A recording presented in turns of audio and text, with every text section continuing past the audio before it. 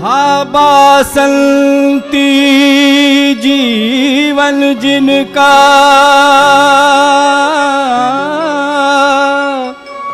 हम सब उनको नमन कर रहे। इस वसंत की शुभ बेला में हम उनका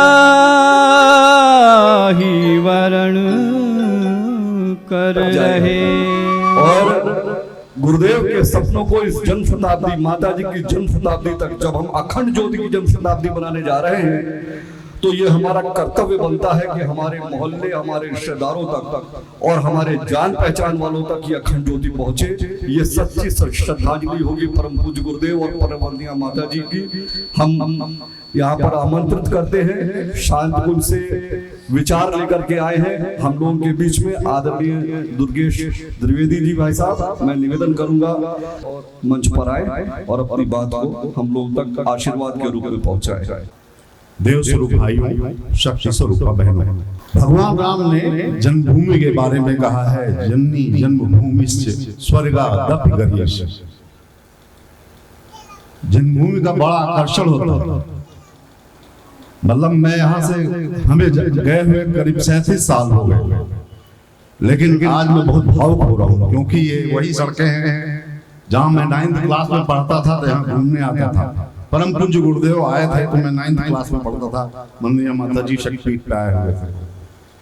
तो सारी बातें हमको बहुत कई बार आए और चले गए, लेकिन यहाँ आपके बीच में उपस्थित होने पर वो सारी स्मृतियां ताजा हो गई। हम केंद्र में रहते हैं तो हमारा कर्तव्य है कि पूरे विश्व के जितने भी लोग हैं उनके लिए समान दृष्टिकोण रखते भी। लेकिन जन्मभूमि एक ऐसी चीज है, यहाँ से सुल्तानपुर तक कोई नाम ले लेता है ना तो ऐसा लगता है हमारे घर का है। मैं खुद अपने ऑफिस से उठ करके जाता हूँ कि ठहरने की व्यवस्था बनाता हूँ, सारी व्यवस्था बनाता हूँ। क्यों? ये मेरे कर्तव्य है, क्योंकि यही जन्मभूमि है। इसी जन्मभूमि में खेल करके, मिट्टी में लोट करके, खा पी करके बड़ा हुआ, और यही जन्मभूमि है जो मुझे इस योग्य बनाया कि मैं महाकाल के काम में आ रहा हूं। इसके लिए हमारा बड़ा भारी ऋण है, जितना हो सके बहुत कम। जैसे अगर कमरे में अंधकार हो तो अंधकार को डंडा मारने से, गाली देने से अंधकार नहीं जाता है। क्या करना पड़ता है? आप एक ज्योति जलाइए, सब कुछ चीजें आपको दिखाई देंगे, भय समाप्त हो जाएगा। ठीक ऐसे ही अगर हमारे मस्तिष्क में, हमारे हृदय में अगर ज्ञान की ज्योति जल जाए तो जीवन की समस्याओं का समाधान होगा। अखंड ज्योति पत्रिका भी ऐसे ही, हम अपने उदाहरण से आपको बताएंगे कि हमारे पिताजी लगभग 1975 से गाती परिवार से जुड़े हुए थे, लेकिन बच्चों को क्या पता होता है। हम तो अपनी पढ़ाई लिखाई करते थे, इलाहाबाद विश्वविद्यालय में पढ़ते थे। वहां ग्रेजुएशन के बाद 6 महीने का सेशन लेट होता है, तो मैं घर पे आया हुआ था और मैं खाली समय में पत्रिका उठा करके, अखंड ज्योति पत्रिका कितनी कठिन होती है सब लोग जानते हैं। एमए के विद्यार्थी भी ना, हिंदी का एमए का विद्यार्थी भी अखंड ज्योति पढ़ना कठिन पड़ता है। तो वो जो नीचे ऐसे घेरे में बना होता है, वो कहानियों टाइप को, मैं उसको पढ़ना शुरू किया, बड़ी अच्छी लगी। धीरे धीरे सारी कहानियां पढ़ डाला, सदवाक्य सारा पढ़ डाला, फिर विषय सूची देख करके कि कौन सा लेख कितना बढ़िया है वो टिक लगाया, पहला, दूसरा, तीसरा, और धीरे धीरे करके मैं अखंड ज्योति पढ़ डाला। फिर अखंड ज्योति के लिए गाती परिवार क्या है हमें सब कुछ पता नहीं था। गोपालगंज में गया तो धीरे धीरे करीब 15 साल पुरानी सारी अखंड ज्योतियां जहाँ रखी हुई थी पुरानी, वो धीरे धीरे ला करके उनकी सारी अखंड ज्योतियां मैं पढ़ गया। ऐसी भूख लगी ज्ञान की कि मैं सारा, ऐसा रस लगा हमारी आत्मा को कि मैं सारी अखंड ज्योतियां पढ़ रहा। उसके पश्चात मैं शांति कुंज गया, एक मासिक सत्र किया, और उसके पश्चात बद्रिया माता जी के आदेश से मैं पुनः इलाहाबाद चला गया पढ़ाई करने के लिए। 3 साल पुनः पढ़ाई किया और 1988 में मैं एकदम से पूरा जीवन दान कर दिया।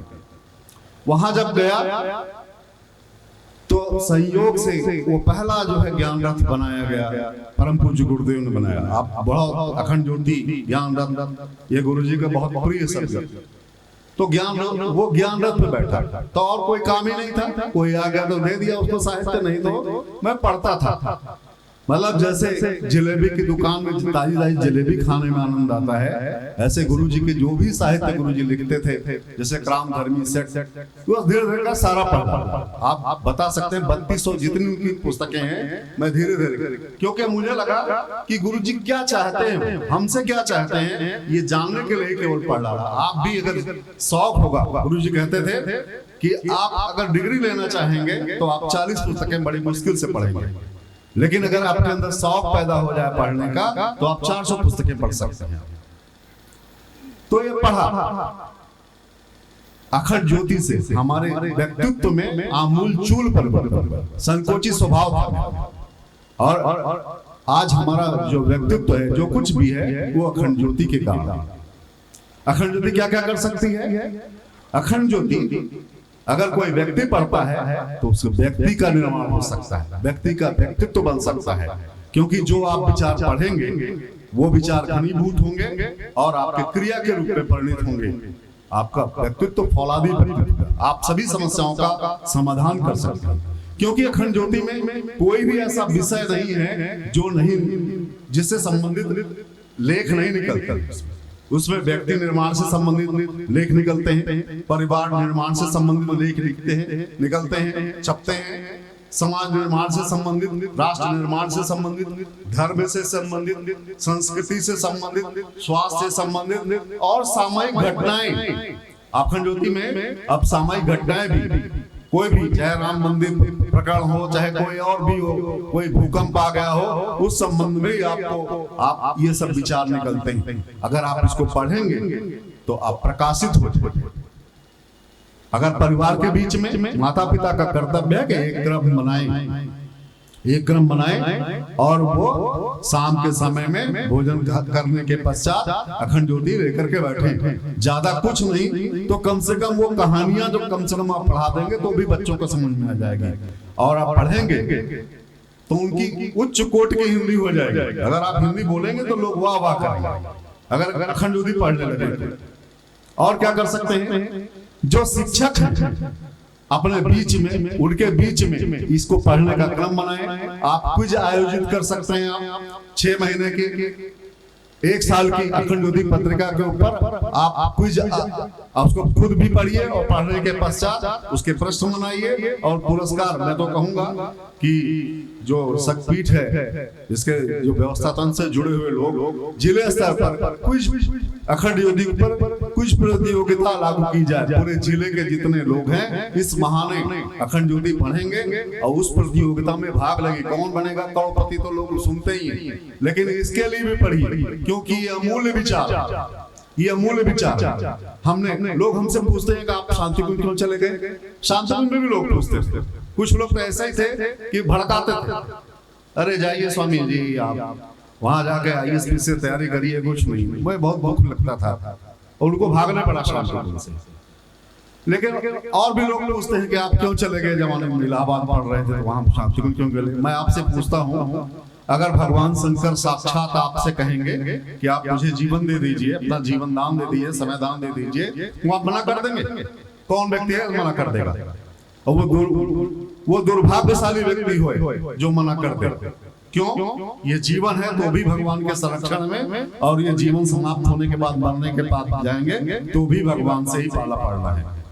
तो इसलिए मैं चला गया। हमने भगवान शंकर के रूप में परम पूज्य गुरुदेव का दर्शन किया और उनके आदेश से मैं अपने पढ़ाई बीच में ही छोड़ करके शांतिकुंज चला, वहां पर जीवन दान किया। आज 37 साल हो गए वहां मुझे रहते हुए। लेकिन मैं आपको बता देता हूं, एक माता पिता जितना करते हैं वो तो जगत के माता पिता हैं, वो कितना करते होंगे जितना हम अपने बच्चों के लिए करते हैं।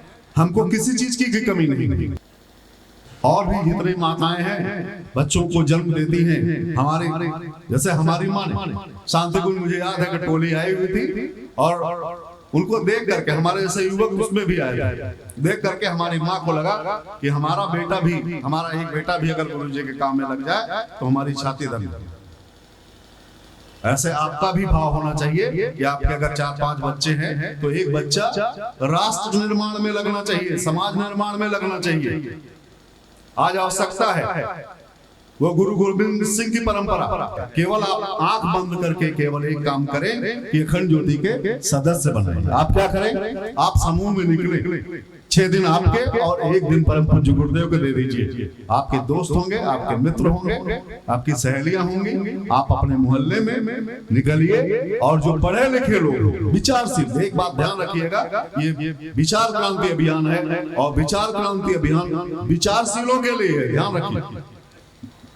हमारे राष्ट्र के निर्माण में, विश्व के निर्माण में कौन लोग काम आए? परम पूज्य गुरुदेव ने लिखा है जो बहुत गरीब और अनपढ़ व्यक्ति है उसको तो अपनी आजीविका चलाने में ही सारा समय चला जाता है, और जो बहुत संपन्न है टाटा बिरला जैसे, उनको अपने पैसे का हिसाब किताब रखने में ही सारा समय चला जाता है। और राष्ट्र का निर्माण कौन करते हैं, उनकी भूमिका किनकी होती है? जो मध्यम वर्गीय परिवार है, हमारे आप जैसे लोग, इनकी भूमिका होती है। आप उनसे आप संपर्क करिए और उनको प्रेरणा दीजिए कि आप अखंड ज्योति पढ़िए, आपके घर का वातावरण परिवर्तित हो जाएगा। जो काम आप नहीं कर सकते हैं बच्चों को समझा करके संस्कार देने के काम, वो अखंड ज्योति पत्रिका कर सकती है। लेकिन पत्रिका केवल मिला करके आप ड्राइंग रूम का शोभा बढ़ाएंगे तो पत्रिका कुछ नहीं कर सकती है। आप समझ गए कि नहीं? ड्राइंग रूम की शोभा बढ़ाने के लिए पत्रिका नहीं, आप उसको पढ़िए, दूध पिएंगे तब ताकत आएगी, दवा खाएंगे तब स्वास्थ्य सही होगा। दवा आप रख दीजिए, दवा की आप आरती करिए तो दवा से आपको लाभ नहीं प्राप्त होगा। दूध का नाम लेने से दूध नहीं प्राप्त, दूध का फल हमको नहीं प्राप्त होगा। वैसे ही अखंड ज्योति को आप स्वयं पढ़िए, जो पाठक हैं वो खुद पढ़ें। अगर आप पढ़ेंगे, जैसे मैं आपको कह रहा हूं, जैसे मैंने खुद पढ़ा, हम एक दिन में पूरी अखंड ज्योति पढ़ डालते थे, एक दिन में पूरी अखंड ज्योति। मतलब ऐसी भूख ही थी कि पहला लेख, दूसरा थे, पहले हमने लगा लिया टिक, कौन सा लेख बहुत सुंदर है, बहुत अच्छा है। आप केवल जिलेबी में ही स्वाद नहीं आता है, पुस्तकों में बहुत स्वाद आता है। आप वो लगाइए और पढ़िए। मैं आपको लगता है परम पूज्य गुरुदेव तो सभी छोड़ दिए, तब आप कौन लिख रहा होगा तो मैं आपको बताऊं। जून 1984 के अखंड ज्योति को पढ़ लीजिए। गुरु जी ने कहा है कि हमारे जब तक तो हम लिख रहे हैं, लेकिन मेरे जाने के बाद भले ही कलम किसी की अंगुलियां कलम को पकड़ेंगी, किसी की अंगुलियां किसी कागज को काला करेंगी, लेकिन उसके मूल चिंतन में मैं ही हूँगा, मेरा ही चिंतन होगा। आप पढ़िएगा उसको। और किताबें जो होंगी अगले दिनों ब्रह्मवर्चस्व के नाम से प्रकाशित होंगी, उस लेख में आप पढ़ लीजिए। तो आप किसी को भी व्यक्ति को ये नहीं सोचना चाहिए कि कोई व्यक्ति लिख रहा है। व्यक्ति को परम पूज्य गुरुदेव ने माध्यम बनाया। किसी भी व्यक्ति को ये नहीं सोचना चाहिए कि कोई व्यक्ति वहां कर रहा है। शांति कुंज में कोई कमी आ गई, अगर कोई कहता है मुझे बड़ा दुख होता है, अरे वो भगवान का मिशन है। भगवान का मिशन कभी भी वो नदियों की गंगोत्री है। जैसे गंगा जी में पानी आप देखें साल भर वहां कूड़ा कचरा बोतल फेंक देते हैं, लेकिन बरसात में जब पानी आता है ना तो प्रवाह उठा करके कहीं से कहीं पहुंचा देता है। ऐसे शांति कुंज कभी भी डगमग नहीं होगा, वहां व्यवस्था कभी खराब नहीं होगी। छोटी मोटी गलतियां तो माता पिता भी क्षमा कर देते हैं, तो भगवान भी क्षमा कर देता है, लेकिन कोई बड़ी गलती होगी तो 8-10 साल बाद प्रवाह आएगा और जितने गलत सब बाहर हो जाएगा। आप समझ गए कि नहीं? अखंड ज्योति और शांति कुंज के बारे में आपकी ये दृढ़ धारणा। अखंड ज्योति लिखने के लिए परम पूज्य गुरुदेव का समर्पण क्या था, मैं आपको 1-2 उदाहरण बता करके अपनी बात को हम समाप्त करते हैं। आपको पता होगा कि एक व्यक्ति था, वो परम पूज्य गुरुदेव को मारने के लिए, वो गुंडा था, छटा हुआ गुंडा था, मर्डरर था, ऐसे वैसे नहीं था। वहां गया शांति कुंज के बगल में, वहां किसी चक्की में उसने काम किया और काम करने के पश्चात शांति कुंज वालों से संबंध बनाया, शांति कुंज में आने जाने लगा।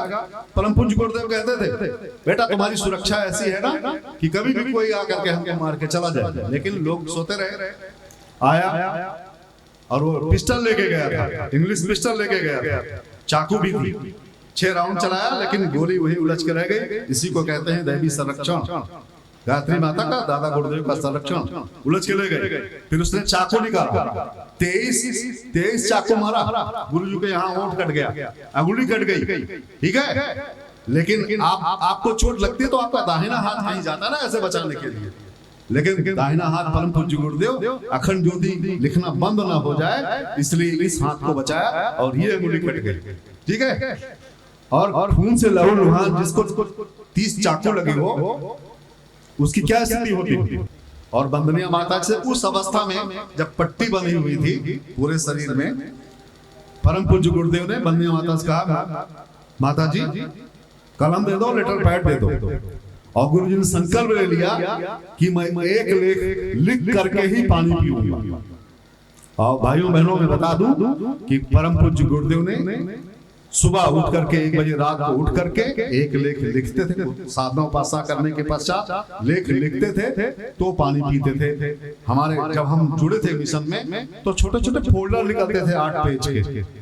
अगर देखा जाए तो वो परमाण बम से भरे हुए थे। एक पूरा एक लेख ही है जो फोल्डर के रूप में प्रकाशित। गागर में सागर वो है परम पूज्य गुरुदेव। अखंड ज्योति को लिखने के लिए, अखंड ज्योति लिखना बंद ना हो जाए, अखंड ज्योति खंडित ना हो जाए, इसलिए अपने दाहिने हाथ को उन्होंने बचा करके रखा।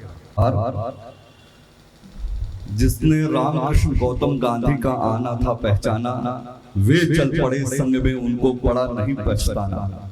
फिर वे हुए निहाल, कौन छुटलाने वाला है, नया युग आने वाला है। आज वो अपनी जवानी में सुल्तानपुर को छोड़ करके गए थे और परम पूज्य गुरुदेव से जुड़ गए थे। ये बहुत बड़ा काम था। गुरुदेव ने कहा, बेटा जिन्होंने हमें अपना समय दिया है, अपने आंगन को छोड़ करके आए हैं, अपने दरवाजों को छोड़ करके आए हैं, हम जिंदगी भर उनके ऋणी रहेंगे। कोई अपना दरवाजा छोड़ना नहीं चाहता, बनाना सब चाहते हैं। पर बहुत सौभाग्य है आज आपको सुनने का मौका मिला। नाम सुनते थे प्रणाम हो जाता था, और आज आपको सुनने का मौका मिला। और आपने जो अखंड ज्योति का प्राण भरा हम सब में, निश्चित एक पुरानी कहानी याद आ गई, गुरुदेव का दर्द याद आ गया, वो चित्र याद आ गए जो आप सबकी आंखों में कभी न कभी आए होंगे। बहुत अच्छा लगा।